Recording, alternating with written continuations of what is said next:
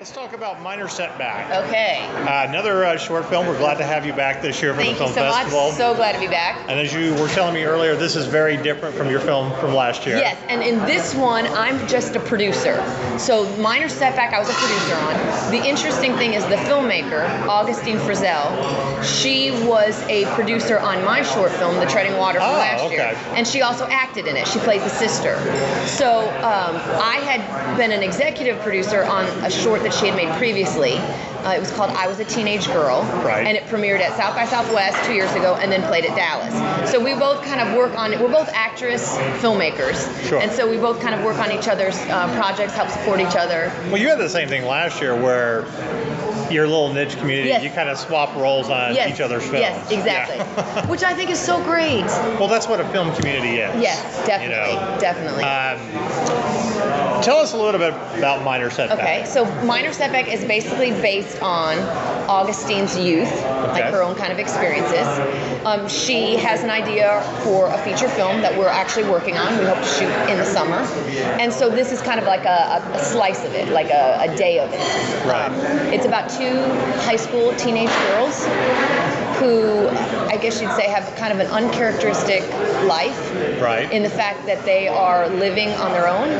They're living with some friends and working at the local pancake house and kind of struggling and trying to get by because they're only 16, 17-year-old girls. So not living with their parents or their families and that type of thing. And they have this plan. Yeah, exactly. They have this plan to go to the beach.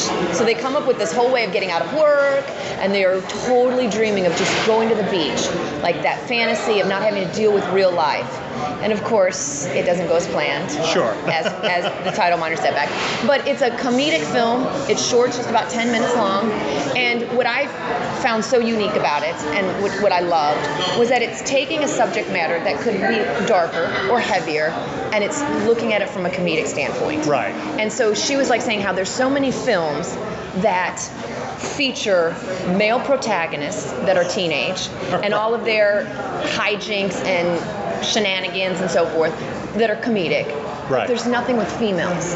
Yeah, I mean, how many times do we have to keep remaking Porkys? Seriously. Right. Yeah. And again, that's a very specific thing. But yes, like it's kind of like she was comparing films like that movie 13. I don't know if you saw that. But again, most of those films feature the relationship between the parent and the female. Sure. In a very kind of very heavy way. And she's like, I want to focus on just the actual experiences that these girls go through and make it where it's still comedic. Because she's like, at that time when I was living this stuff, you didn't realize how horrible or tragic you have were. you have to get older to kind of finally realize either how bad or how funny something was. Right, exactly. So basically, as we talked about before, you just kind of swapped roles from your film to hers and everything, and that's how you came to this. Yeah, definitely.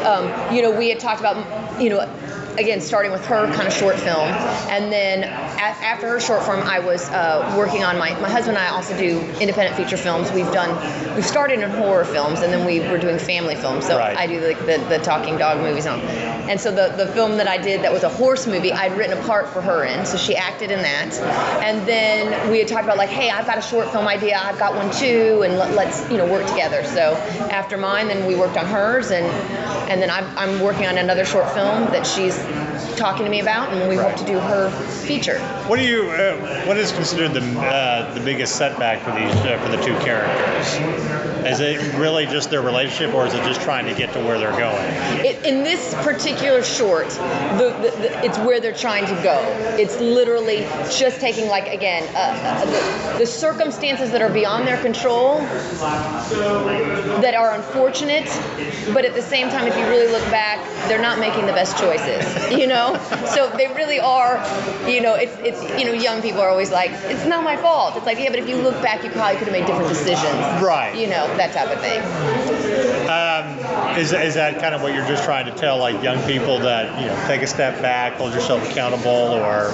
I don't necessarily think, I think that you can definitely get certain things out of it like that. But I think I think she's just trying to paint a picture of what really happened in a specific world. Right. Again, like it's based on her youth. She had a non-traditional upbringing. Sure. Her grandfather is a country, I guess, famous country western singer named Lefty Frizzell. Oh, okay. So she had a very, she had a lot of musical influences and musicians in her family. So, like I said, kind of a non-traditional, uncharacteristic upbringing. And so she was like saying, a lot of times you don't see these stories in which there's, partying and hijinks and so forth that are in lower class, it's more like you'll see it in upper class. You see the movies in which it's like the rich kids that are doing this, but you don't take a more realistic approach of like kids that are really not well off, that are kind of dealing with this stuff or struggling with this stuff. And so I think she's wanting to just really kind of show what's going on and what it's like, and let the audience kind of go on this ride, as opposed to having some sort of message, if that makes sense. Right. Okay.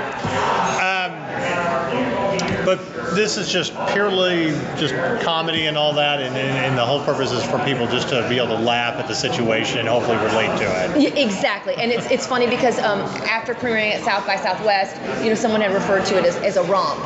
And then, there were some females that came up like, that really did remind me of some of the things that we did, or some of the, some of my youth. And again, it's not trying to glamorize it or anything like that. It's kind of taking a realistic approach to it, but it's not heavy. You're supposed to laugh at it and find the humor in it. And then in a feature, you'll be able to fully flush out all the sides of it a little bit. Still being a comedy, she still wants to make it a comedy. But this, to do a short film, you can't go for everything. It's just a snippet. So it's kind of a day, the circumstances, just kind of a fun little short film. Okay. Now this is just for our outlet. We ask every filmmaker this question, or at least we're doing it this year. Oh no. I know. No, it's okay. There's no nerd trivia or anything. Yeah, it's a test. You failed.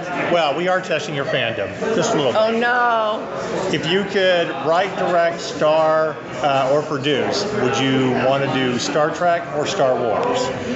Oh, that's a good question. And you could say both. We had a couple of answers of being something different in one and being something different in the other. Yeah, that's true. And then is the question where you pick whatever, whether it be write, direct, act, or whatever? Right. Or yeah. Okay.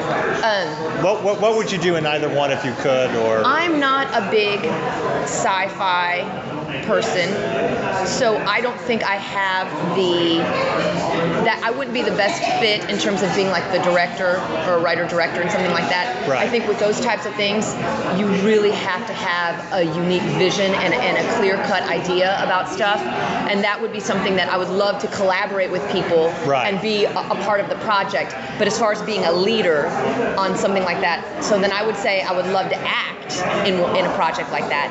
Now, whether it would be Star Wars or Star Trek, I'd probably say Star Wars.